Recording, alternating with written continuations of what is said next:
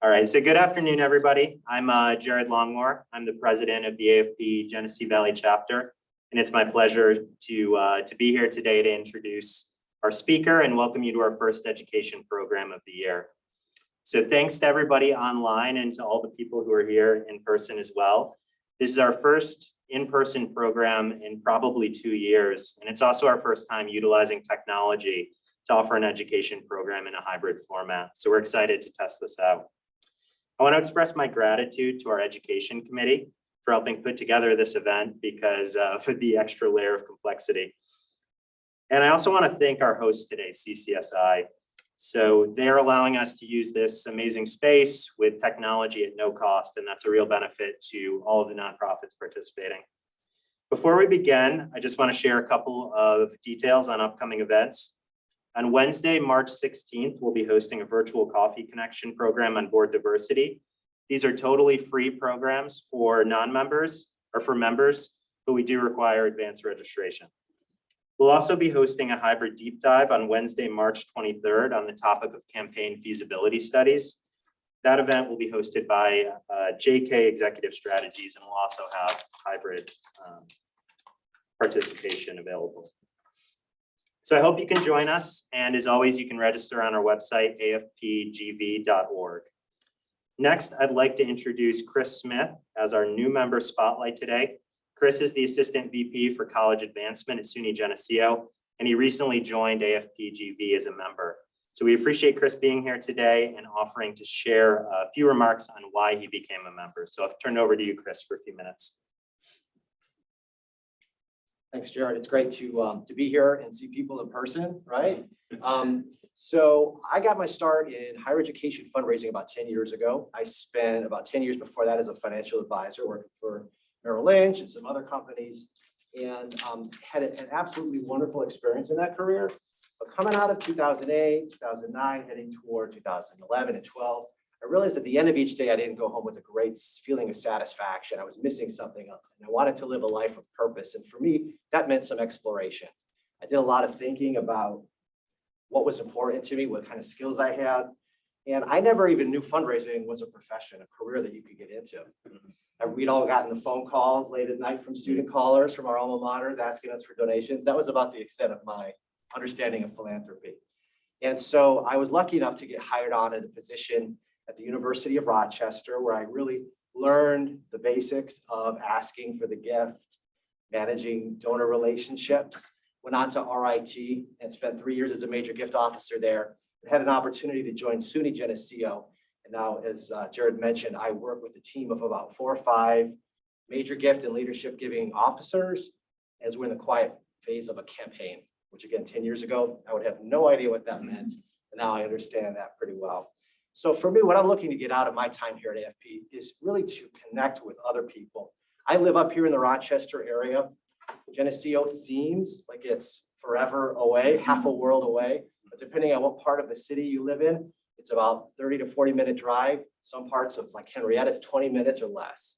So it's really, really close, but we can feel isolated working down there. So connecting with fellow fundraisers, sharing best practices. I'm really looking forward to everything I can learn as a member. So thanks for the opportunity to introduce myself, Jared. No, thanks for being here, Chris, and we're really happy to have you as a member. So I want to get started with today's program, the moment you've all been waiting for. For those of you who are online, when we get to the Q&A session, just unmute yourselves to ask your questions.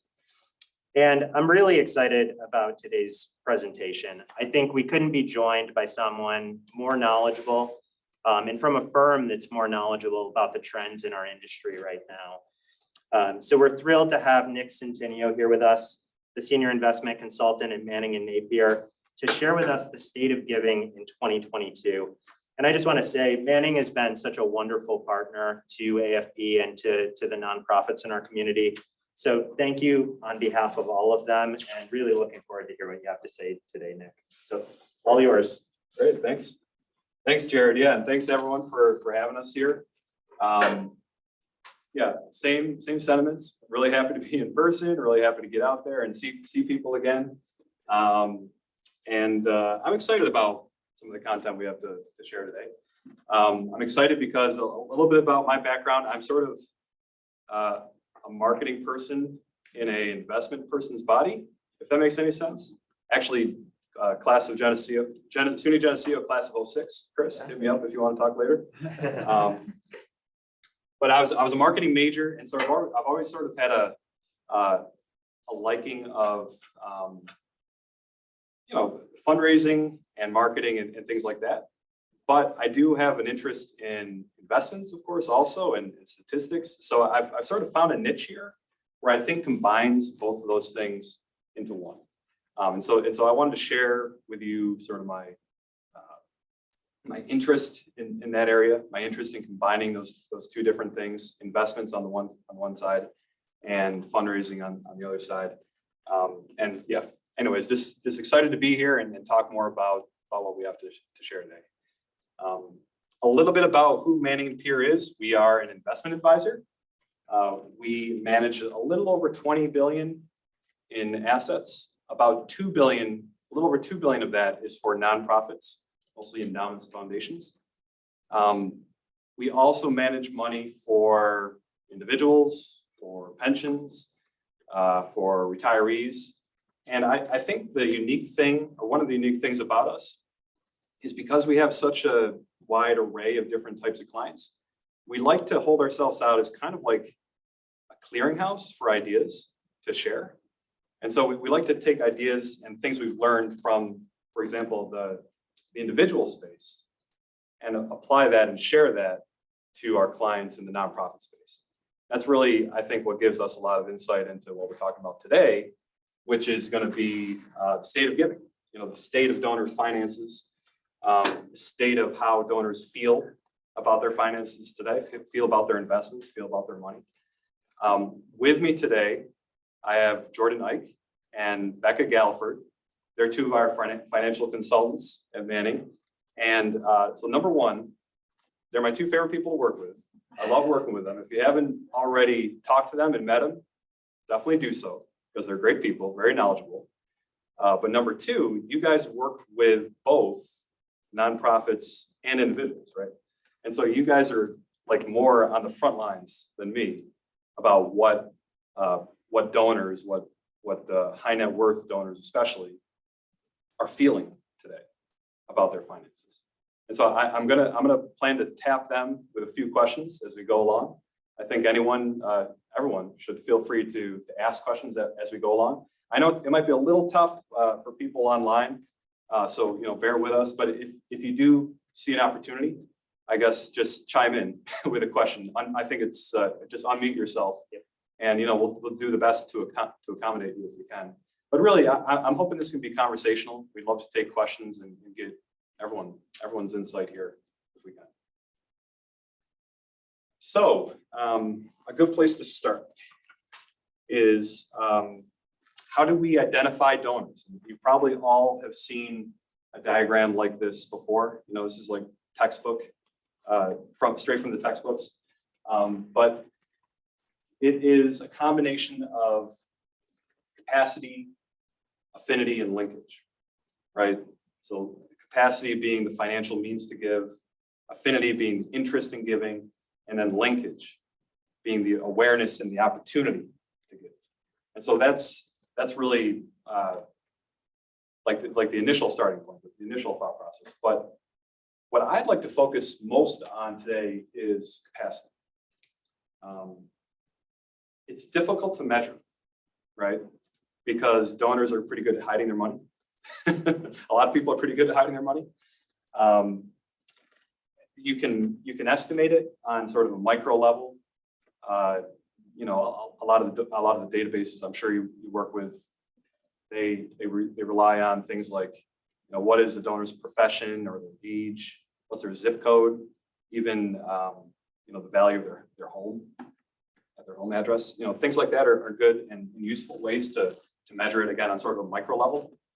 But I think there is an opportunity here to look at things on more of a macro level too, and then combine those two aspects to really optimize how we capture capacity, how we understand capacity.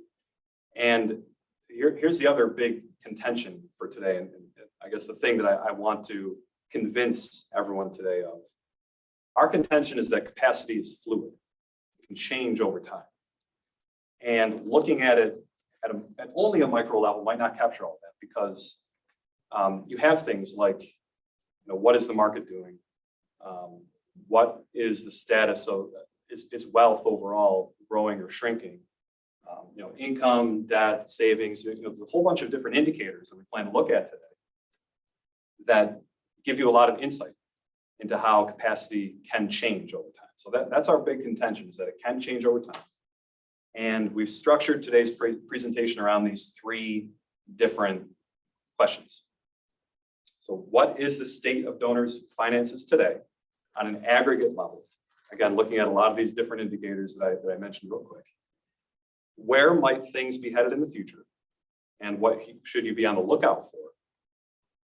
And then what are actionable opportunities you can pursue today to take advantage of the trends that we talked about? So that's what I want to be the takeaway today. I think there's something for everyone in this presentation. I think there's a lot of stats. There's a lot of investment stuff if you're into that.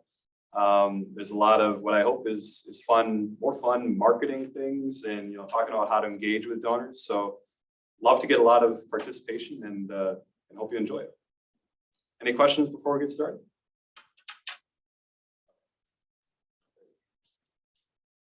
So let's go through some of these indicators real quick. I think a big one is jobs, employment. I think that is one of the fundamental things, obviously when you talk about whether people feel financially secure or not. This is a look at the change in employment rates since the pandemic started. And it's broken down into three categories: low wage earners, high wage earners, and middle wage earners. And the main takeaway is that the employment has pretty much gotten back to where it was before the pandemic started in terms of indicators like when you look at like rates of unemployment, it has gotten back to where we were before on an aggregate level. But that hides some of the nuances underlying the data. Like you can see that for low wage earners, there's actually much fewer people working in low wage jobs today than there was before the pandemic. For high wage earners and middle wage earners, they've completely recovered. So it has been sort of a non-even recovery, depending on the type of wage earners you're looking at. And the other thing that sort of underlies this is that there's far fewer workers today overall that are actually participating in being employees today. Here's some stats for you. About 61% of the population was employed before the pandemic. That's the total population of the US. Today, about 59% are employed. And so some people call this, like you might have heard the phrase, the great resignation. A creative one I heard was the quitpocalypse. People are leaving, some people have left the working world since the pandemic began. And it's a bit of a mystery, I guess, as to why exactly this is. I mean, clearly it's different for different people and everyone has their own motivations. But some reasons that have been put out there that are common are, maybe their prior job no longer really exists in the same form. Maybe there's a skills mismatch between what they were doing before the pandemic and what really is needed after the pandemic.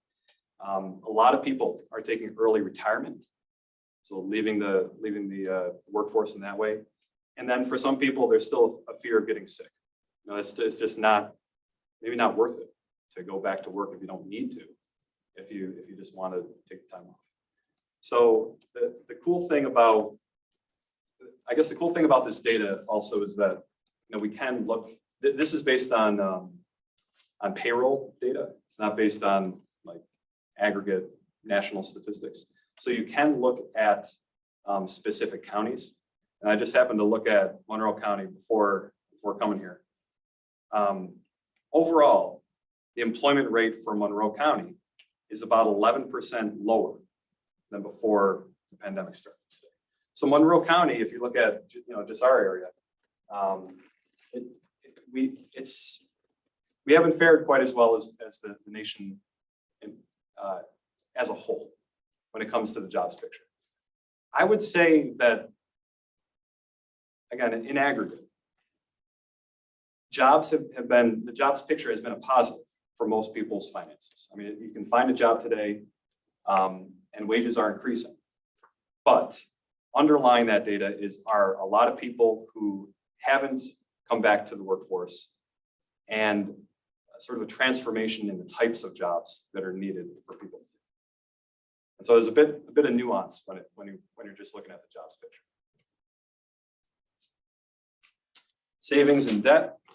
You know, one unique thing about the last recession is, you know, instead of households having to draw down their savings to get by, savings actually increased since the pandemic started.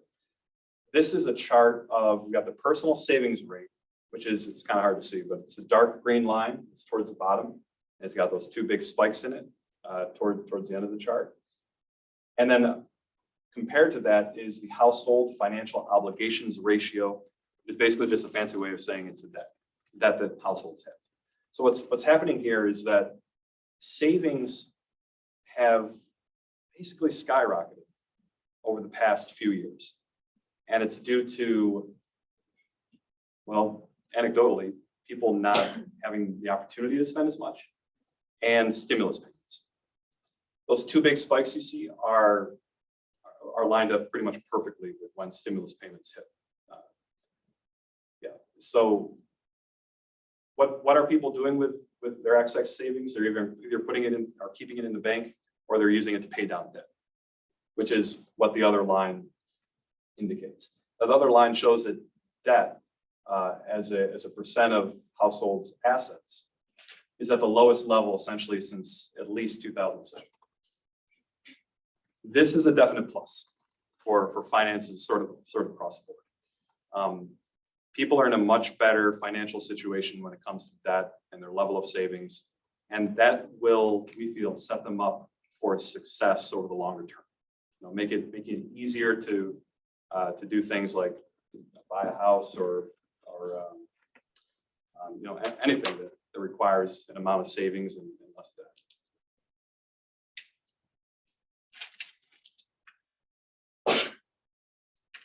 Investments. So this is a chart of the S&P 500. The S&P is the main stock index that we like to look at. It includes all U.S. large cap stocks. You know, when Giving USA puts out that annual tally of giving across the country every year, they always mention that the thing that correlates most closely with the overall level of giving is the stock market.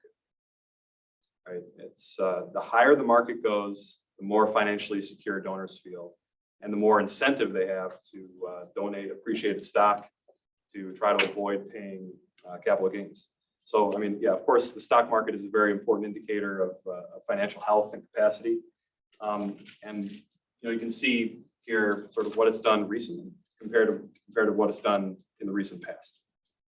So note the lower sort of the date axis here. The 2000s, from about 2000 to 2010, a lot of investors call that the lost decade. And you can see why. Returns were actually negative from the start of 2000 to the end of 2009. Negative 9%. And that's what will happen when you basically have two major bear markets in that time. You got the tech wreck in the early 2000s, and you got the credit crisis in 2008, 2009.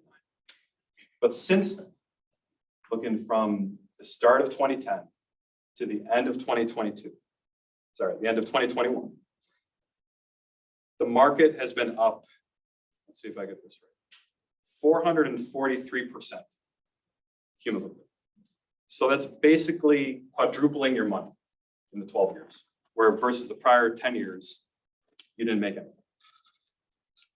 This, more than anything, I think, has probably been the thing that's been driving everyone, anyone who is invested in the market. It's been driving everyone's finances in a good way. And certainly increasing donors' capacity to give over the past 12 years or so. if I had given this presentation like a month or two ago, I probably would just stop there and say, everything's rosy, everything's great. But of course, more recently, things have been very volatile. It started out as a lot of worry and a lot of consternation around what the Federal Reserve was going to do, whether they were going to begin to tighten monetary policy a little bit, raise interest rates, make money a little bit less easy to get. And, investors were grappling with, the effects of that. More recently, it's been Ukraine. And I think if there is any truism in investing, it's that investors hate uncertainty. There's just a tremendous amount of uncertainty around what's going on in Ukraine right now. And certainly when it affects one of the biggest oil producers and energy producers in the world, in Russia, that's a major concern that a lot of investors have. So year to date, through the beginning of January to now, the S&P 500, it is down about 9%. So it's not been huge so far. The effect has been, it's something you definitely would call a correction, but not maybe a full-fledged bear market. And certainly when you compare that to what the last 12 years has been, it's just like a drop in the bucket. But you might think, what's the big deal? Like, the market's up so much since then that it can tolerate a little bit of a correction. But I guess I think of the fact that investors just have a very short memory when it comes to things like that. And as advisors, we're always trying to bring them back towards their long-term plan and towards the big picture. But there is a very short memory and tendency to focus on more recent results. And so I'd say the fundamentals of what the stock market has done over the past 12 years or so has been great for donors' capacity, great for their ability to give. They're much more wealthy than they have been in the past. But the sentiment more recently has been weighing down on that feeling of financial security, just because of the level of uncertainty that's out there. And to go along with that, here's a really good illustration that might help frame the discussion on what to expect going forward. This is the range of returns over different time periods for the S&P 500.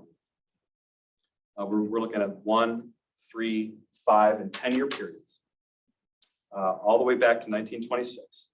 And the top bar represents the 95th percentile best returns over all of history. Again, these are rolling time periods, so like rolling 1 year, 3, 5, and 10. And the bottom bar represents the bottom 5th percentile of returns. And the stars represent where we're at the end of the year. Okay, so you notice we're at almost the very top of almost all time periods. Now there's another strong truism. There's not many truisms in investing, but this is as strong as it gets. And it is return to the median. Right? The tendency of returns in the stock market to return back to average over time. So when you have a period of very good returns, like we've seen over the past 10 years or so, there is a tendency, though not always, for it to be followed by a period of maybe below average to maybe even bad returns. And there's a lot of different things that drive that. Investors are grappling with how expensive stocks are and the economic outlook and things like that. But the bottom line is the question of how long can good returns continue, right? And that's what everyone's really grappling with, because past donations were what was driven by a lot of that good return that's happened over the past 12 years or so. But really, future donations, the future level of charitable giving, is probably more likely to be driven by, at least annual giving, driven by what the market does in the future. And that is a big uncertainty. So that's my asterisk to this whole thing. The stock market's been great. People are much more wealthy today, but there's a whole lot of uncertainty and a whole lot of worry and risk about what might happen going forward. Jordan, Becca, let me involve you guys now. I mean, what do you guys, in your day-to-day, what are investors feeling today about the stock market? Yeah, so I guess to address the room, I mean, Nick, you touched on a lot of this. Investors are naturally emotional. And I think that's a lot of what we've seen in the market to start the year is there's been a lot of headlines and there's been an emotional reaction to it. And so I think a lot of my job is kind of navigating the emotions of the clients that we work with and helping them, kind of put in perspective what's going on in the world. I think investors are torn, right? You have a large group that Nick referenced regressing to the mean, right? The market's been so good. There's no upside, right? It has to go down. How can we get more conservative? I don't want to be in the market anymore. There's too much risk out there for me. And I think there's another segment of the population, maybe some younger type investors that all they've ever known is the market going up. And their only real experience in a market downturn was during COVID, when it was down for 2 months. And then, it took off like a rocket for the last 2-3 years. So I think we're trying to move both ends of that spectrum to a more middle ground, looking at the big picture. Hey, yes, there's some uncertainty. We're probably getting closer to a late cycle environment right now. But the reality is consumers are still really healthy. Debt levels are going down, savings rates are going up. People are in a secure financial position for the most part across the board. And companies are really, really profitable, as we've seen in earning reports to start the year, right? So you'll get some bad news about what's going on in Russia and Ukraine. The market sells off, and then, some companies will come out with a really positive earnings report, and they have a market like today that's up another 2%. So I think that's probably what we're going to see for the foreseeable future is just these emotional swings. From a fundamental perspective, I think we feel confident that we're not right at the end, and we're in an enormous sell-off scenario. I think it's going to be a volatile, uncertain environment going forward, which the more you can engage your donors and for us, our clients, and just reassure them that from a big picture perspective, they've done incredibly well in the last, 10 years, and staying the course with their plan over the next 5 to 10 years is going to be the most prudent way to react. I guess that's how I would summarize it very broadly. Another good way, I'm glad you said summarize, because another good way to summarize is this last indicator, which is like the total level of wealth, because it includes a lot of those things that Jordan was talking about. This is net worth, household net worth. And the chart shows year-over-year change in that net worth. Okay, so that includes savings, it nets out debt, includes the value of their home, which has generally been going up. It includes the value, the thing that moves us the most is the value of their stock portfolio, value of their investments. And so you can see, again, year over year, how that's changed. I'd say the average since '88 has probably been close to maybe like 5, 6, or 7%. But the past 2 years, looks like 2021, it's skyrocketed to a 25% increase. So to put it another way, over the past year or two, your donor's net worth in aggregate has increased about 25%. Okay, that's a huge number. I mean, it's the highest rate that we've seen since at least the 80s. Again, it's probably mostly due to the stock market, and so it's tied in with that. But this is a big picture view that a lot of investors kind of tend to lose sight of. But wanted to bring it back to, again, the big picture and their wealth. Underlying this, again, this is sort of like an asterisk to this whole measure. Underlying this is that the gains haven't been evenly distributed. Okay, I'd say most Americans are richer than they have been in the past, but most of the gains have been accumulated to people who are older and have a higher income. This is a stat that I love to cite, and you might have heard me say it before, but I'll say it again. At the end of the first quarter of 2021, Americans that were age 70 and above had a net worth of 35 trillion. Okay, that amounts to about 27% of all US wealth. And that's up from only 20% 3 decades ago. That wealth is equal to about 157% of GDP. And that's more than double the proportion from 30 years ago. So the oldest segment of our population, 70 and older, are the wealthiest that they've ever been as a proportion of our overall economy, as a proportion of our overall wealth, and what have you. That's a really important factor to weigh. I think it's going to come in later when we talk about different opportunities about how to take advantage of that. And then inflation. Inflation is sort of the wild card. It's been much more on people's minds recently. This is a chart of the consumer price index. So it's basically a measure of price increases. And again, this is year-over-year change. And so you can look at this as every data point is how much have prices increased over the past year. I wanted to give you some context, so I brought it all the way back to the 60s, 70s, and 80s.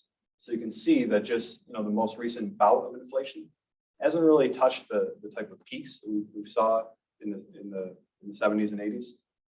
But the past year has seen the highest level of inflation in at least the last 40 years, so since the 80s. So that's meaningful. And inflation can sort of have a weird impact on investor and donor psychology. Here's another good stat. It comes from Quinnipiac University. They do a poll. And it says that more than 2 out of every 3 Americans describe their personal financial situation as excellent or good. But nearly 8 in 10 describe the economy as a whole as not good or poor. So it's a huge discrepancy. How do you reconcile that? I think it's explained by inflation. Because what inflation tends to do is it dampens enthusiasm for a strong economy because it's visible, right? It's easy to understand. Prices going up is easy for people to understand and grapple. And it can be very hard to control. And when things appear out of control, that's a big damper on people's enthusiasm to do things with their money. Inflation is one indicator or one measure of how out of control things are or how out of control people think they are. And there's been a big spike recently. What do you guys think? So when it comes to inflation, I mean, we've had about a year of dealing with your clients, and does it come up in questions a lot? Do you agree that it's like a major concern for people, or are people just sort of brushing it off? Yeah, I mean, I guess I'll start. It's probably the first thing we talk about in every single conversation. People find out that I work in finance, and that's the first question I ask. They ask regardless, like, why is gas $4 a gallon? It's insane. Again, a lot of it was driven by the COVID pandemic and just supply and demand issues and labor shortages and things that we feel fairly confident are going to start to regulate themselves toward the back half of the year. And the Federal Reserve has stepped up and said they're going to raise interest rates and target a rate of 2.5% going forward. Right now, we're at about 7% inflation since last year across the board. We think toward the back half of this year, we're going to see closer to the Fed's target of 2.5% to 3%. Again, a lot of that inflation is driven by energy prices. And historically, energy has a cap to how high it can go up, right? As energy prices get more expensive, a lot more producers come online and start exporting barrels of oil, and naturally that keeps the price from going up higher. The issue is, we've kind of got a wild card thrown in the mix is this Russia-Ukraine situation, right? How big of an impact is that going to have on the supply of oil worldwide? Are other nations going to step up and start exporting, start producing oil to help keep that in check? We feel fairly confident that we're kind of at the peak right now, and it's going to abate toward the second half of this year. But we also do a good job of building this into our models that we provide to clients and endowments and foundations, basically assuming a certain rate of inflation going forward. So we can plan for that. I guess, Becca, if you want to touch on that more from a planning standpoint. probably more of your wealthy donors are working with an advisor. And I mean, it would be my greatest hope that they are factoring that in. It would be crazy to me if they were doing these plans and having them put in place and inflation wasn't part of the conversation. And I think it kind of just goes back to, the reason why you put a plan in place is so you have guidelines on spending, and the same thing on an individual basis. The hope is that these people know what money they have to spend, and they factored in all these variables, and they've set their plan for the long term, so that when things like this do happen, they aren't panicking. They have individuals like us to work with, that we can bring them back from the brink. We can help them take some of the emotion out of the decision. Which, to Jordan's point, that's the first conversation we have, but then we remind them that, we've talked about this before. We've implemented it in your plan. We've prepared for this. And we've put you, the way you're invested is appropriate for what your goals are. And so it really is helpful to kind of talk them back from the ledge. Yeah, I think a common question is like, how much money will I have left over? Mhm. Like after all my expenses and when I'm old, how much money will I have to pass on? Right? Yes.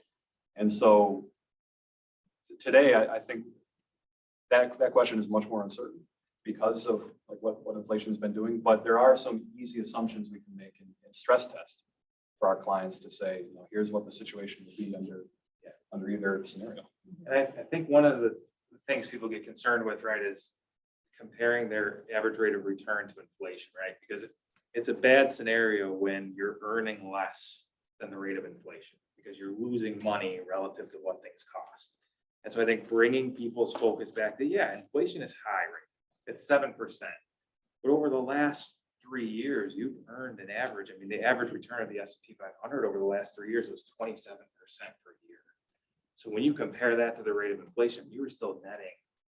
Now, granted, most people aren't solely invested in the S&P 500, but if you were, even at the current rate of inflation, you would have been making a 20% profit on top of it. So I think that framing with the fact that it's not going to be 7% forever. I think there's systems in place to keep us from the environment that we saw in the 70s, where it was running like crazy for a decade. So it's certainly something we're monitoring. It's a fluid situation, but I think reminding investors that they're in a good position relative to inflation, just based off what they've made in the past few years. Another good indicator is donor indicator to look at is legislation. What the government's doing in terms of what they want to change in terms of tax rates and the other things that are important to donors and investors. These are the four that I think are really important recently. There's the CARES Act. I think we all know about that. The charitable incentives that were in the CARES Act are now expired. So that's probably a not negative, but it's only relative to what the past 2 years have been. There is the ACE Act, the Accelerating Charitable Efforts Act. This hasn't been passed yet. It's proposed at this point, but it is bipartisan, so it probably has a higher chance of becoming law. And what it does is it does a lot of different things, but it proposes mainly some new rules for how donor advised funds can be handled. Right now, donor advised funds are kind of the Wild West. There's no rules on how much needs to be taken out every year or how long they can last. This act would seek to cap that, sort of regulate that. And so take that into account. Donor advised funds are becoming more and more a popular way to do charitable giving. Tax proposals. So Democrats have promised, or during the campaign, they promised to do a lot of different things when it comes to taxes, mostly raise them for higher wage earners. And so far, not much has really been enacted. They haven't been able to get anything through. So I think it's definitely something to keep an eye on and sort of see what might be possible in the future. Investors and donors are certainly doing that. Okay, they're very concerned. My feeling is that they're very concerned about what tax rates will do in the future, especially high earners or people with large estates. And it's something they're definitely keeping an eye on what might get passed. And then the Secure Act is the last one, setting every community up for Retirement Enhancement Act. The one big thing, again, this is a big, long act, it's 100 some odd pages. But one big thing in the Secure Act is it changed the rules for how you gift IRAs. There used to be a concept called the stretch IRA. When you have an IRA and you give it away to your spouse or your children, if you did that, you wouldn't have to pay taxes on it when it transferred. Only the beneficiary would have to pay taxes on it when they withdrew money. So that was pretty beneficial to people who wanted to pass on assets to their heirs. And there was no time limit on when you had to use it. Today, with the Secure Act, there's now a time limit. There's a 10-year time limit on those IRAs that are gifted, not gifted to charity, gifted to a beneficiary. And so that has really reduced the incentive to use that planning tool, I'd say. But for every action, there is a reaction, right? And the reaction here is new life into charitable remainder trusts. At a basic level, a trust can still provide those same beneficiaries with a steady stream of income. A IRA can be gifted to a charitable trust, and you still don't pay any taxes on that gift. And then the trust in turn provides that steady stream of income to beneficiaries. Again, that's usually a spouse or children. But at the end, when that beneficiary passes away, all the trust assets go to charity. Okay, so this is a tool that's kind of supplanted the concept of a stretch IRA, which was basically really limited with the Secure Act. And it's become much more prominent now for people asking questions about charitable trusts, asking questions about how can I use this tool to provide that income to my beneficiary. And yeah, it's sort of taken the place of what the stretch IRA did in the past. So that's an important planning tool that's been on a lot of donors' minds recently, and could go very well over the long term for charitable giving. Becca or Jordan, I don't know what you guys think about any of this. And I guess the main question for you guys would be, how important do you think taxes are to your clients and investors and donors? I mean, I would say that I have maybe talked to one client in my 10 years of manning Napier that said, I'm happy to pay my taxes because my kids went to New York State schools and got a good education, and I'm happy to pay those. So, kind of a unicorn to have a person say they're happy to pay their taxes. So it is a big deal. And, it's been on the front of everyone's minds, especially with the Biden tax proposals. But even though there hasn't been any changes there, taxes are due to go up. The Trump tax plan in 2017 that lowered tax rates for individuals, increased the amount you could gift in an estate, those all sunset at the end of 2025. So whether the Biden administration passes anything or not, if they don't pass anything, it's likely that those will still sunset, and that, in the future, individuals will be facing higher tax rates with that. So it is a big deal. We do a lot of work with clients and help them estate planning to maximize that. And you kind of brought up the Secure Act. That has been a very big deal in individuals trying to find better ways to work around that. One of the things that we've actually been talking to people about who are charitably minded is to just gift those IRA assets outright, because it is more beneficial for those to go to charity than it is to go to their family. And if they have the opportunity, if they do have taxable assets and IRA assets, helping them figure out how to gift the IRA assets to charities as opposed to their family, because it's more beneficial to separate the buckets that way. So it's definitely a big deal. I think taxes come into, inflation, and then taxes is probably the next part of the conversation that we have. So I think, yeah. And it all sort of creates uncertainty, Mhm. but I think these these things are positive because there's a lot of incentives out there to still keep doing charitable giving. And donors are asking about it. You know, there's a lot more knowledge out there about the tools that are out there to do giving effectively. And people have such a greater appetite to give money away than give it to the government right now. And I have an 88-year-old client that's amassed a really high net worth, and at his age, his required minimum distribution for his IRA is over $500,000 a year. He's like, I'm not paying taxes on all this. And so he's able to give $100,000 out of that directly to a charity. So I worked with him. He wasn't charitably inclined at all. And he basically just went and sought out the first charity that he could find to give $100,000 to. So again, it's kind of random. What's his name? Well, I mean, there's another point, like the clients would rather give to charity. I think there's another client that I worked with. If he gave $1 million of his portfolio to charity, it would bring him under the New York State, the state tax limit. So he could either pay $1 million in taxes, or he could make a charitable donation of $1 million and not pay any taxes. And, you know, I think getting that in front of people who may not be charitably inclined, but, you know, if you tell them they don't have to pay Uncle Sam that money, I think that spurs them into action to make those gifts. Aisha, was there a question? Yes, we have a question. Would the DAF legislation regulate how much must be gifted in a given year? Yeah, that's essentially the proposal.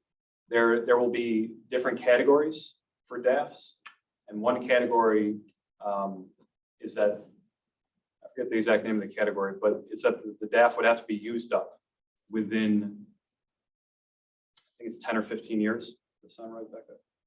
Yeah, I mean, I imagine that.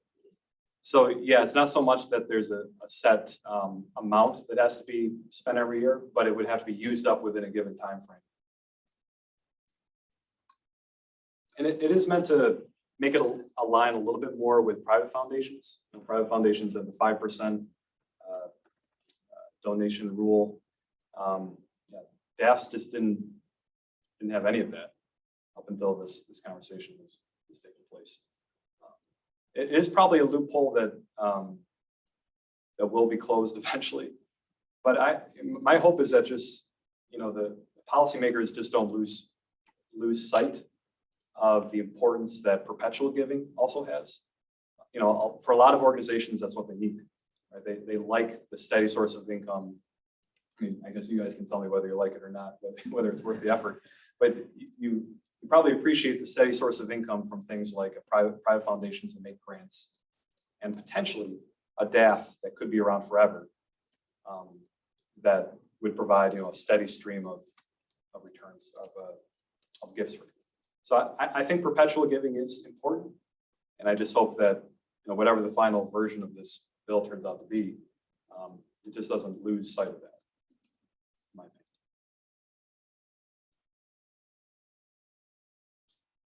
Where might we go from here? We've talked about a lot so far, but I think in total, the state of giving is very strong today. I think, let's see, what did we talk about? Jobs, savings, debt, and long-term investments are all positives. I think that the short-term volatility that we've seen recently and inflation are two negatives probably today to take into account. What I would keep an eye on going forward, what the markets will do.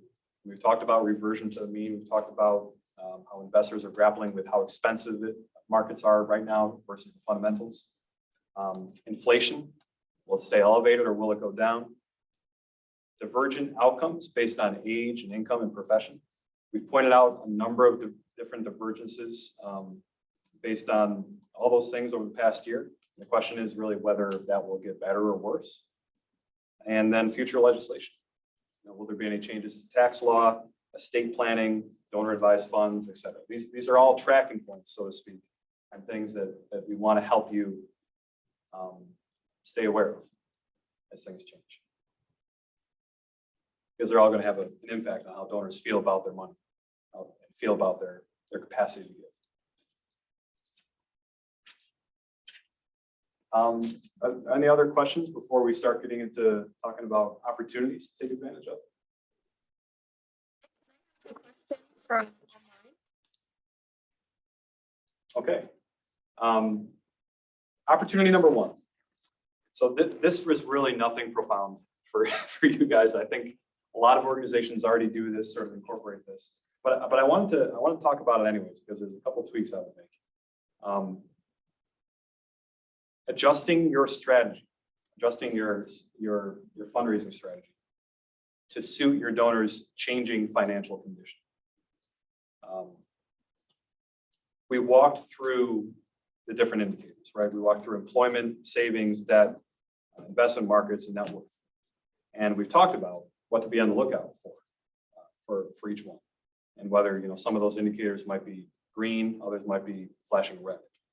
An important point here, I think, is that there's only so much the aggregate data on donors can tell you. I think much more valuable is specific information, you know, building relationships with your donors, and understand the specific situation that they find themselves in.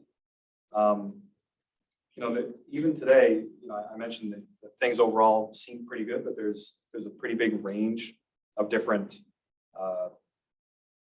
financial conditions that people find themselves in today. But I'd say that absent any specific knowledge that you have, these indicators can give you a good way to sort of plan ahead and plan out your strategy for what to do. So, I mean, again, every organization is different, but it could be something just as simple as feeling confident in making an ask, and perhaps even asking towards the higher end of your capacity target when a lot of these indicators are good. And then maybe moderating those asks or focusing more on stewardship or cultivation when these indicators aren't so good. When there's a lot of uncertainty out there and people might be worried. I think that is where, again, it's the difference between micro focus and macro focus. That is where a lot of these macro talking points that I've mentioned come into play and how to use them.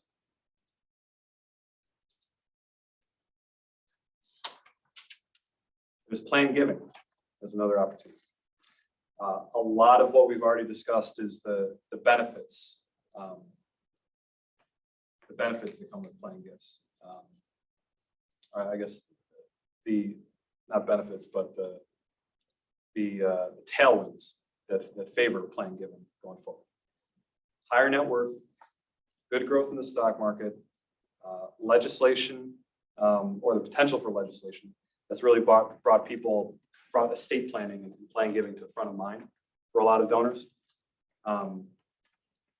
But I think there's more. I think there's, in our country, demographics favor plan giving. The baby boomers move the needle in so many different ways, but right now their age is upper 50s, 60s, and 70s. And that's really a prime age for doing estate planning.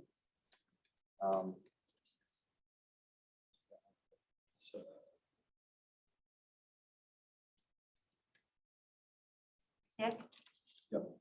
Yes. Hi. I'll just interrupt what you're thinking. Hi. You had mentioned earlier that a lot of people are taking early retirement. Any thoughts on how that is affecting the giving picture? Is that a good thing? Or is it so good for people's thoughts on giving? Yeah, you know, it's an interesting question because I could see both sides of it. I could see where by taking early retirement, people will naturally have less left over. And I think it's sort of a natural tendency to view charitable giving as sort of the remainder once everyone's needs are met and once the needs of their heirs are met. But, you know, I think it is sort of a positive if people do really robust planning at the front end.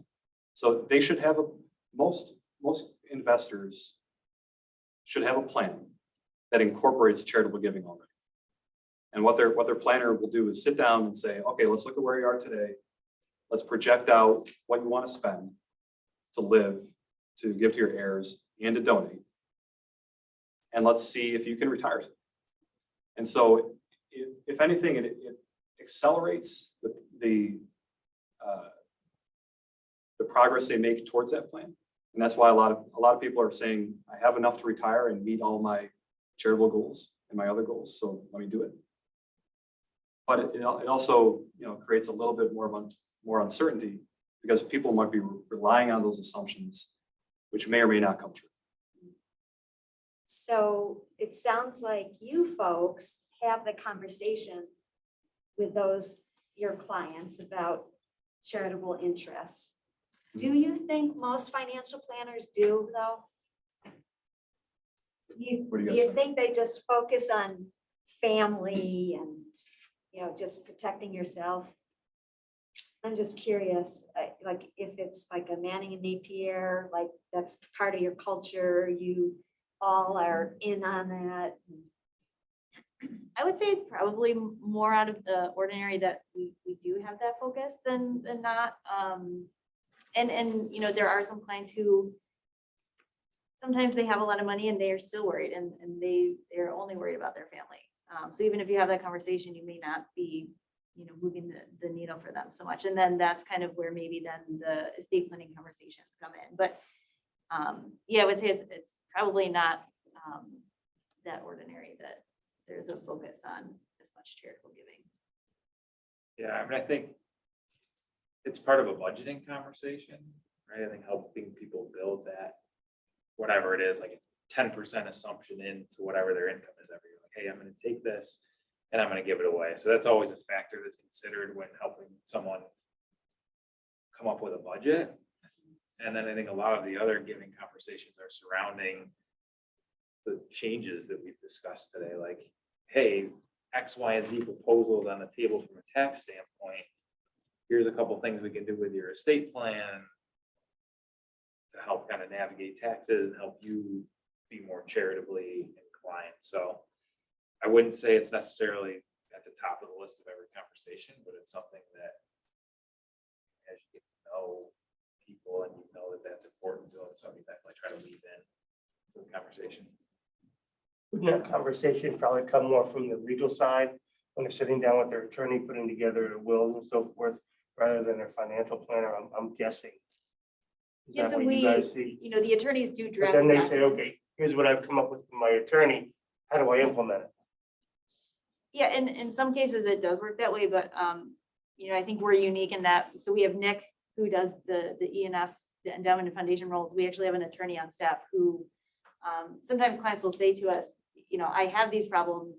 What do you suggest? And we kind of give them a bullet point for them to take to their attorney so that it's drafted based on the plan that we've come up with for them. So it does it can work both ways. Some organizations I work with will invite the attorneys, invite the CPAs, invite the planners to the conversations that they're having with their donors.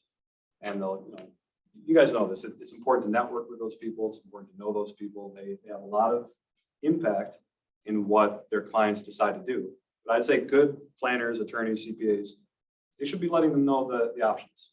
Here's the options. You choose what you want to do.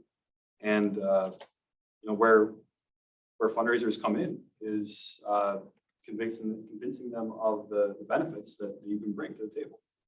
In terms of leaving a legacy with a planned gift, or maybe it's something as simple as just increasing their annual giving over time. I do think planned gifts will become more and more important because of I mentioned people are getting older, and that's we've known that for a long time. That's been obvious. But people are also much more educated about the options that are out there than prior generations have been. They work with professionals. There's a lot of professionals out there trying to win over their business. But even organizations themselves have been talking about this. Larger organizations have been talking about planned giving options for a long time for different donors. They've seen it before, and so they're much more aware of the options than they have been in the past. That's another thing that'll definitely help planned gifts. I have a question. So plan giving is obviously one of our 3 areas as gift officers, annual giving, your major gift, and plan giving. sometimes folks have already set their plans and right, they don't want to go back to it. Yeah. In your line of work, would you say there's an average age? I mean, most people hopefully put together a plan when they have their first child, but like, what's that time frame that you see with your clients that they're rethinking their planned gifts? And the other thing that we encounter is people have us in their will, but they don't share it with us. Yeah. And maybe you have some insight as to how we could help make that case even stronger, that we want to know because we want to steward, we want to know that your intentions will actually be able to be, carried out in whatever time frame that is. So I know I asked a couple questions there, but. Yeah, I mean, I think on the age, so, I mean, you do it when you first have children, you kind of revisit it when maybe you retire and then maybe you have grandchildren. One of the things that that we do for clients is we review that at least annually. And then, most times we try to talk them into at least updating it or revisiting it within a 5 to 10 year period, because things do change. So unless, if they have a big life event change, we would want them to do it. But, the constant monitoring of that too, I think that maybe it doesn't need to be changed, but if you're bringing it up to them every year and it maybe, reminds them that, oh, like I've had a change of heart, or I've have another organization I would like to support. And we do talk to them, especially folks who might have a 20-year-old document and they have 10 organizations named. We do have that conversation of, is this still viable? Is the money going to go where you want it to go? As far as getting them to share that with you, I just think maybe that's something that me personally, that's good to know, that maybe for me to be more aware of having them share that and the reasons why they should share that for that stewardship. So that's a good takeaway for me. Maybe a legacy giving society. Yeah. Many organizations yeah. have, and I don't know. Maybe gentle nudges. Well, and I think some people feel like, oh my Emails gosh, and I'm things. promising this. What happens if and so our talk track is, it's okay. This isn't abounding. Like, we understand things change. However, the other advantage we've had is some people just list us, those that do share it with us, list a percentage. Now, because of everything that you shared today, 10 years ago, we can come back to them and we can reevaluate what that number is, which ultimately increases. So that's something that has been an advantage for us and to help increase our, projections for our fundraising. And I would say we tend to advise them to use percentages because it is easier than a dollar amount because of the fluctuation. Related to playing gifts is endowed giving. I think, they're kind of one and the same. But there has been a trend towards donors acknowledging the importance of endowments. Again, it's not for every organization. You have to have some permanence to your mission, of course. I think you guys know that, but donors have seen the impact that losing events, losing things like ticket sales or membership fees, they've seen the impact that's had on a lot of organizations.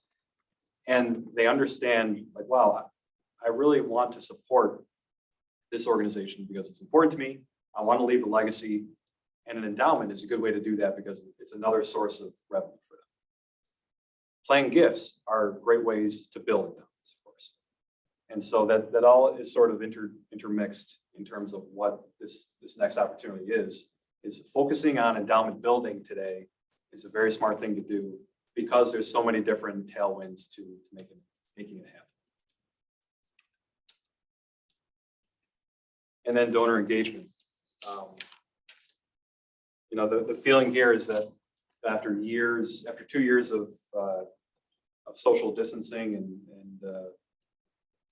more donor engagement is probably needed today. At least I think that's the risk that a lot of people out there are feeling. It's a common thread, I'd say, across a lot of organizations that I work with. It's a common question, like how do I get better engagement or get more engagement from the donors I'm talking to? And so a couple different ideas on here. I'd love to get your all feedback on these. But education is a great way to increase engagement. I find it helpful, you know, if you want to talk about your mission and your cause and updating donors on that, of course, but then also just as sort of pass-through information that's helpful for their financial situation. We put together a lot of information about ways to give, ways to do planned gifts. We have a lot of pieces like that that we give to organizations who then pass it along to their donors. That can be a good way to increase engagement.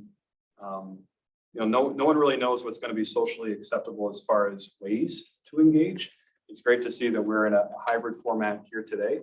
I think that's going to be prevalent going forward. I think we're going to have to be able to pivot, you know, to different things and able to you know, accommodate changes to what people feel comfortable with, what is socially acceptable about how to engage.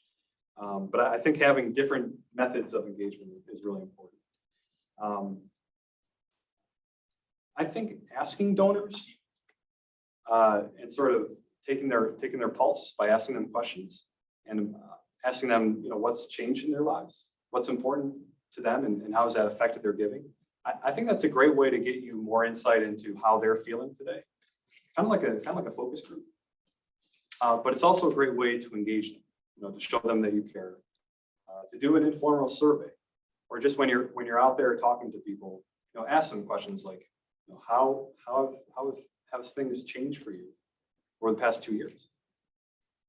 That's a tactic we use all the time for our investors to get more engagement, especially when people don't want to meet in person. And then last point is regarding the tone of communication. I think people are over negativity. I think the pandemic probably is still the #1 issue on people's minds, but there is an opportunity for organizations to take a much more positive tone today. You know, it'd be great to say something like, we've done a great job over the past 2 years. We've done this, this, and this. You know, help us continue that into the future. So that has a very positive connotation to it. It's not, you know, the troubles we've seen over the past couple of years. It's we've come out of this in a position of strength. We want to continue that going forward. And I just think it's naturally better to have a positive sort of tone into your communications, and it's inherently more attractive to people when you do that.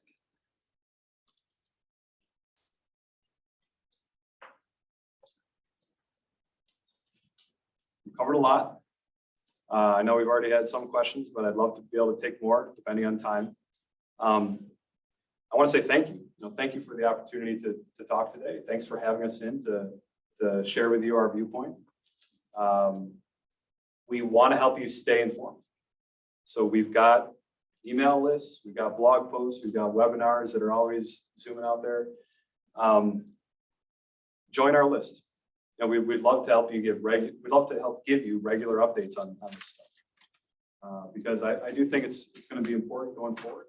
And we want to be your source for a high level overview of how your donors think today about their finances.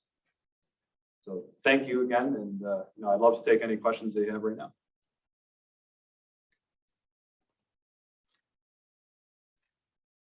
How are we doing on time?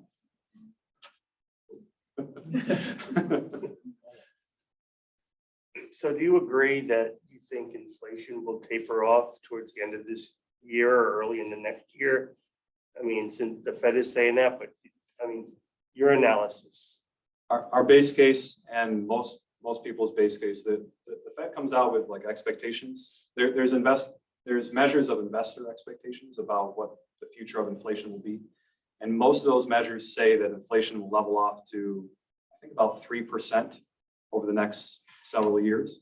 So there's definitely years. Yeah, so on average over the next 2 or 3 years. So there's definitely a consensus out there that inflation will come down.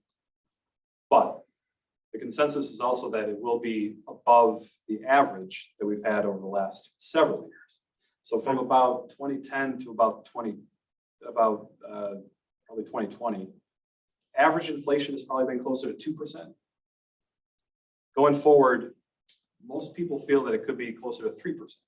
And so it's not a big difference, but you know, that changes planning for a lot of people. What effect do you see the midterm elections having on any of this? If any? Yeah. Depending on, I mean, depending on how it goes, but based on, what we're hearing. I'd love to hear what you guys think too. But to me, the most important determinant is the Federal Reserve, and they're supposed to be completely apolitical.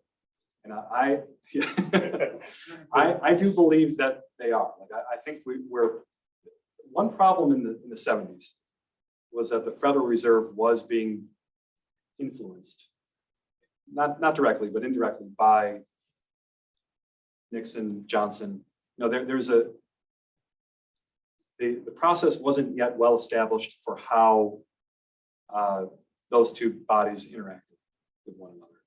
And as a result of what would some would say a weak Federal Reserve in the 70s, we got rampant inflation.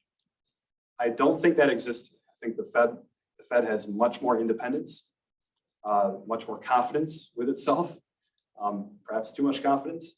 But as a result of that, they have the tools necessary to tamp down inflation. And if needed, they can put us into a recession. And that would certainly bring inflation down to earth. It all depends on what they feel is more important at this point: maximizing employment or containing inflation. Right now, they're trying to hit a balance between these two, and so it remains to be seen if they can or not. So what effect would a recession have then, on giving? I mean, is that going to turn the tide the other way? If people are going to go, whoa, I got to pull back the reins. Yeah. I think historically people have pulled back the reins. It depends on how deep it is, and it depends on how many areas of the economy it hits. But the most important single factor is probably the S&P, the stock market. Yeah, I think that's what most of the academic literature out there says. If you want to predict future giving, look to what the stock market does in the future. Well, this has been great. If anything, it's encouraged me to think bigger. I think for me, in my role as a gift officer, I've been very hesitant to talk about bigger gifts because of everything that's been going on, but then seeing it in black and white, that's not the case. And so it's given me more confidence to think, can go ahead and have those larger ask conversations. And I wanted to mention too, though, is something we've seen trending in the last, 5, 6, 7 years too with individuals is giving more while they're here and seeing to family more, but seeing their family utilize those assets instead of, them waiting until they pass. And I think that could be really powerful too, as far as, planned gifts are great, but if they're really involved in the organization, here's what you could help us do today, and you can be here for it. You can see the impact that you're having. So. Thank you, everyone, for the engagement. Thank you for the feedback. Thank you for the questions. I'll be around after, but thank you. And we look forward to further discussions. Thank you.